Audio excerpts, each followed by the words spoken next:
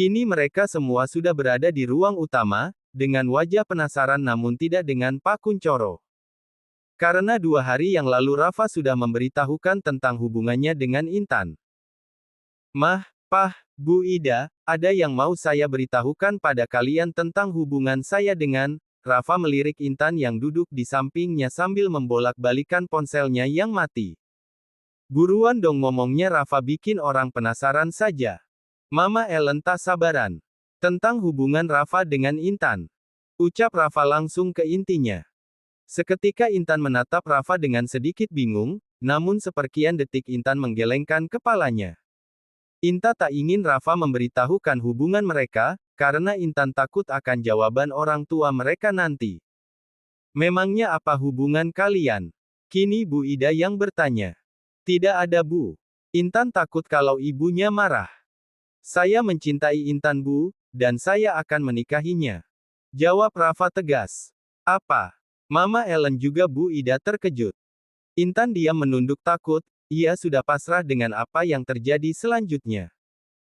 Ia tak menduga Rafa akan membuat pengakuan itu, ia terkejut bahkan sangat terkejut dengan ucapan Rafa yang katanya akan mengenalkan calon istrinya dan itu ternyata dirinya.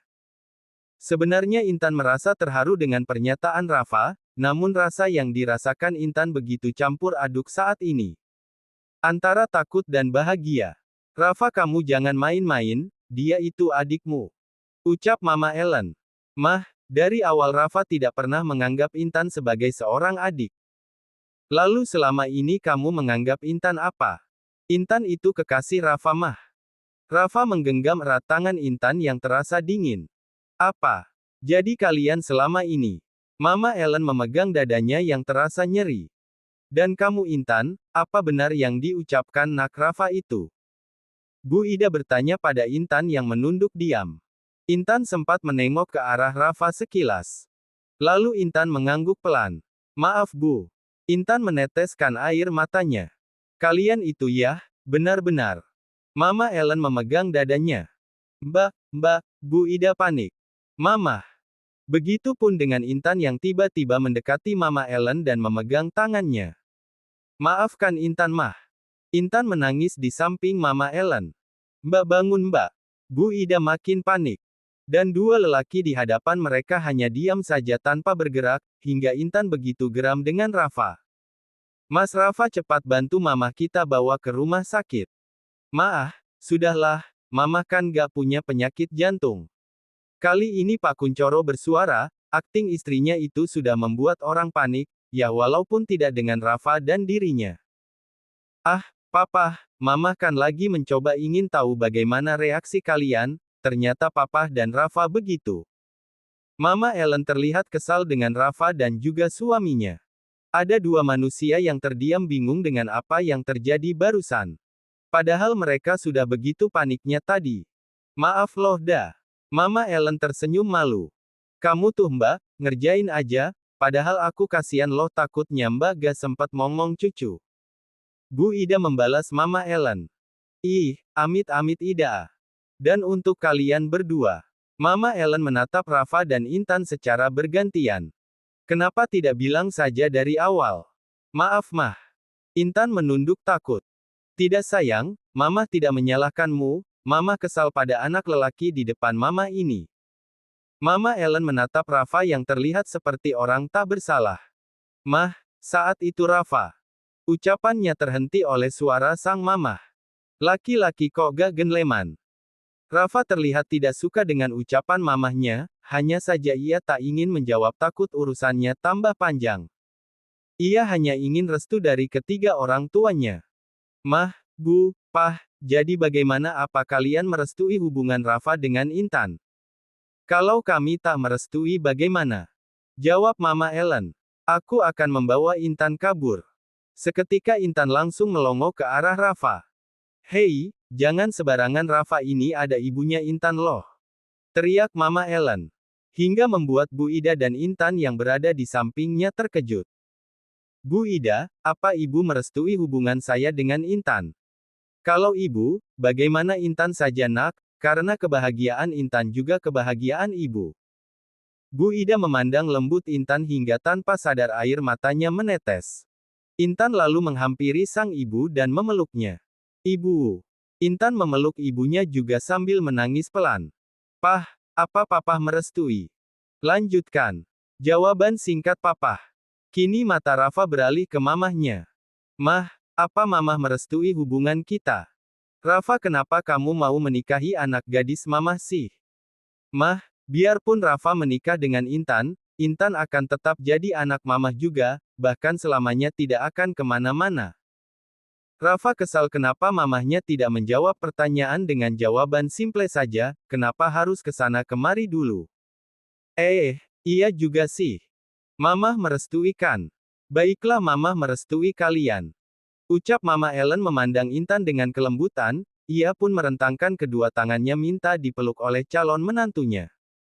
Intan yang paham pun segera beralih duduknya dan memeluk Mama Ellen. Terima kasih Mah. Sama-sama sayang, sejujurnya Mama seneng banget loh nak. Ucap Mama Ellen sambil memeluk Intan. Rafa ingin sekali menarik Intan ke dalam pelukannya, namun urung ia lakukan. Jadi kapan kalian akan menikah? Tanya Pak Kuncoro. Hingga membuat orang yang berada di situ semua menengok ke arahnya. Aku ingin lulus kuliah dulu Pak. Jawab Intan pelan. Kamu bisa tetap kuliah meskipun kita menikah. Rafa berkata pada Intan.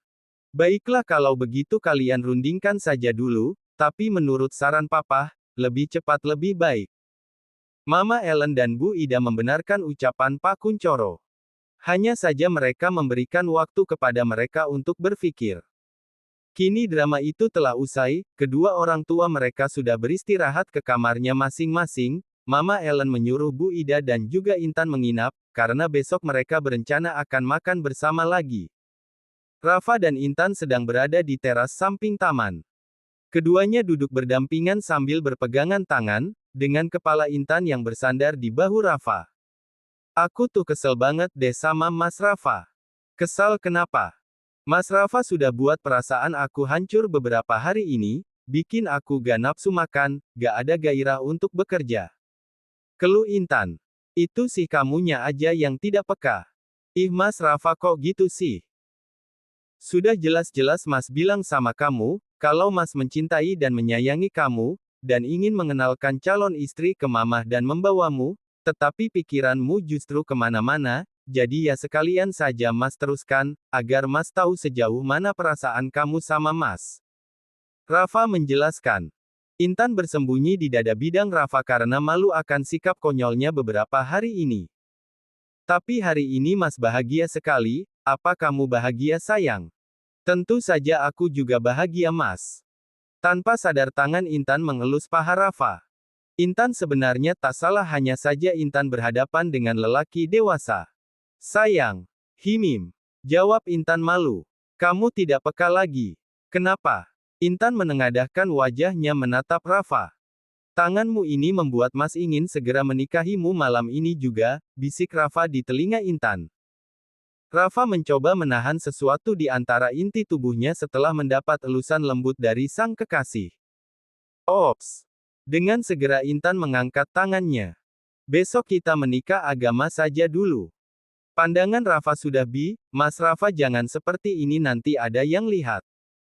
Rafa menyudutkan Intan ke tembok samping rumahnya. Rafa mengungkung Intan hingga gadis itu tak bisa bergerak. Sayang kita langsung menikah saja ya.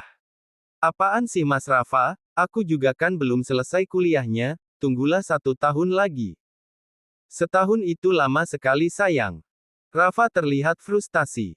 Emangnya Mas Rafa mau ngapain sih buru-buru banget mau nikah? Mas Rafa ingin kasih orang tua kita cucu sayang. Ucap Rafa lembut sembari mengelus lembut bibir pink imut milik Intan dengan ibu jarinya. Intan paham apa yang akan terjadi jika Rafa memegang bibirnya. Mas jangan nanti, Rafa sudah menempelkan bibirnya dulu sebelum Intan menyelesaikan ucapannya. Intan mendorong paksa tubuh Rafa hingga ciuman syahdu itu selesai. Sayang ada apa? Rafa terlihat tak terima. Mas Rafa kok jadi mesum gini sih, bentar-bentar cium, bentar-bentar cium. Rafa terkekeh mendengar perkataan kekasihnya itu. Itu karena ini adalah milik Mas. Rafa mengelus bibir mungil Intan. Enak saja ini milik aku. Tidak boleh ada siapapun yang menyentuhnya kecuali Mas, Kap. Mengecup kilas bibir mungil itu. Tapi boleh dong bibir ini merasakan yang lain. Jangan macam-macam Intan. Rafa menatap tajam Intan. Intan menelan ludahnya ngeri melihat tatapan tajam itu. Padahal maksudnya bukan itu. Rafa pikir ia perempuan apaan. Di kantor nanti kamu tidak boleh dekat dengan lelaki manapun. Mana bisa begitu Mas, kita saling berhubungan hanya karena ada pekerjaan, masa aku harus menghindari setiap ada karyawan laki-laki, nanti aku dikira sombong lagi. Rafa terlalu berlebihan menurutnya. Ya sudah kalau begitu kita segera menikah agar Mas bisa tenang. Tahu Mas, aku mau tidur. Intan mendorong tubuh Rafa dan berlalu masuk ke dalam. Kita lihat saja besok. Hari ini Intan sudah berangkat ke kantor dengan menggunakan sepeda motornya, karena ia berangkat pukul 7, sedangkan Rafa baru akan berangkat pukul 9. Ya walaupun Rafa bilang akan mengantarkannya lebih dulu, namun Intan menolaknya. Terjadilah perdebatan namun itu dimenangkan oleh Intan. Intan cepat bereskan mejamu, mulai hari ini kamu dipindahkan ke lantai atas. Tiba-tiba saja Pak Budi berkata seperti itu saat baru datang ke ruangannya. Kenapa Pak? Apa saya membuat kesalahan? Intan bingung kenapa tiba-tiba ia dipindahkan. Tidak, pemilik perusahaan ini sendiri yang memintamu, jika ada pertanyaan silahkan tanyakan langsung dengan Pak Sandi. Sejujurnya Pak Budi sendiri juga bingung dengan perintah itu, karena dengan kehadiran Intan sudah membantu meringankan pekerjaannya. Flashback. Pak Budi kini berada di dalam ruangan Rafa. Bagaimana kinerja anak magang di bawah bimbingan Anda Pak? Rafa bertanya dengan Pak Budi. Maksud Bapak Intan? Rafa hanya mengangguk. Kinerja bagus Pak, hampir minim kesalahan semua sesuai waktu yang diberikan, anak yang rajin juga tak pernah mengeluh. Bagus, sesuai kriteria. Maaf Pak maksudnya bagaimana? Begini, minggu depan saya ada proyek di Kanada dan akan diwakilkan oleh Sandi, dan secara otomatis posisi sekretaris kosong, tolong suruh Intan menggantikan posisi Pak Sandi sampai dia kembali. Baiklah Pak. Pak Budi sebenarnya sedikit keberatan karena selama ini Intan dapat meringankan pekerjaan. Namun sekali lagi ia bisa apa jika yang memintanya seorang pemilik perusahaannya langsung. Baik terima kasih Pak Budi. Dan kalau dia bertanya silahkan menanyakan langsung pada Pak Sandi. Ucap Rafa. Baik Pak, saya permisi. Silahkan. Pak Budi pun keluar dari ruangan Rafa.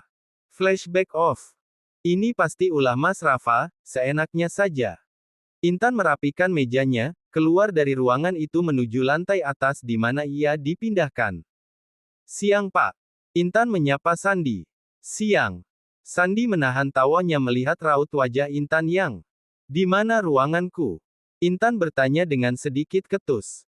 Santai Demus, seharusnya kamu duduk di sini menggantikanku, tapi selama aku belum berangkat ruanganmu ada di dalam. Sandi menunjuk ruangan Rafa yang tertutup. Yang benar saja. Intan terlihat tak terima. Proteslah di sana. Sandi menunjuk kembali ruangan Rafa. Dengan senang hati. Intan melangkah kesal berjalan ke ruangan Rafa. Bahkan ia lupa mengetuk lebih dulu. Rasakan kau. Sandi tertawa saat Intan menerobos masuk ke dalam. Apa maksudmu Mas? Intan langsung saja bertanya pada Rafa. Silahkan tempat dudukmu di sana, kerjakan apa yang harus kamu kerjakan. Rafa berkata datar tanpa melihat Intan. Dan itu membuat Intan sadar kalau Rafa adalah bosnya di sini. Intan merasa sedikit malu. Baiklah Intan kamu profesional. Ucap Intan dalam hati. Intan menengok ke sebelah kanannya ada satu meja dengan kursinya yang sebelumnya tidak ada di ruangan itu. Duduklah, kamu tidak akan bisa bekerja sambil berdiri. Rafa melihat Intan yang masih berdiri memandangi meja kerjanya yang baru. Intan duduk tanpa berkata apa-apa, merapikan beberapa barang yang ia bawa dari mejanya yang lama. Rafa tersenyum menang dalam hatinya. Ia bisa terus memandangi Intan yang kini menjadi mood boosternya, dan juga bisa melihat dengan siapa saja ia berinteraksi. Dengan kata lain Rafa bisa menjaga Intan agar tak ada lelaki yang selalu mencuri-curi pandang padanya. Intan fokus dalam bekerja, sehingga tak sadar jika ada yang memperlihatkannya, menikmati raut wajah Intan yang berubah-ubah saat sedang berpikir. Hingga Intan mengucak kedua matanya dengan kedua tangannya karena matanya begitu terasa lelah karena terus saja memandangi layar laptop. Jangan dibiasakan seperti itu bisa melukai matamu nanti. Ucapan Rafa pada Intan. Intan langsung menatap Rafa sekilas, ia tak menanggapi ucapannya, lalu fokus kembali pada pekerjaannya, ia masih menyimpan kesal dengan Rafa. Rafa paham kalau kekasih kecilnya itu sedang ngambek padanya. Sampai tiba saatnya makan siang, Intan merogoh dompet pada tasnya juga membawa ponselnya, ia ingin pergi ke kantin. Mau kemana? Tanya Rafa saat melihat Intan beranjak dari duduknya. Mau ke kantin Pak, ini sudah waktunya istirahat. Apa kamu tahu tugasmu sebagai sekretaris itu apa saja? Ingin rasanya Intan mencabik-cabik lelaki yang bergelar bos sekaligus kekasihnya. Maaf Pak, saya tidak tahu kalau saya di sini itu sebagai sekretaris. Intan berkata dengan penuh penekanan, sekaligus tatapan yang tak bersahabat. Rafa sudah tidak tahan kali ini, ia pun segera berdiri menghampiri Intan yang tetap hendak keluar. Sayang tunggu. Rafa memeluk Intan dari belakang, menghirup aroma manis khas kekasihnya. Lepas Pak, aku mau keluar. Ini adalah kantor, Bapak jangan macam-macam atau aku laporkan pada. Intan berpikir pada siapa ia harus melaporkan sedangkan lelaki yang seenaknya ini adalah pemiliknya. Sayang maaf, kamu pasti marah ya? Iya aku marah sama Mas yang selalu semaunya saja.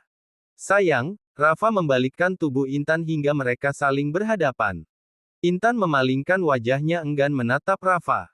Tangan Rafa menyentuh rahang Intan lembut dan menggesernya hingga tatapan mereka bertemu. Rafa mendekatkan wajahnya pada wajah Intan hingga tak berjarak, saling merasakan deru nafas masing-masing. Hai, Rafa apa kabar? Diana menyapa sambil mencium pipi kanan dan kiri Rafa. Dengan refleks Rafa mendorong tubuh Diana namun tanpa sengaja ia justru memegang sedikit bagian yang menonjol milik Diana. Maaf saya tidak sengaja. Rafa mengangkat kedua tangannya panik. Intan yang sedang duduk dan kejadian tadi tak luput dari penglihatannya, ia mengepalkan kedua tangannya di meja dengan raut wajah yang merah menahan marah.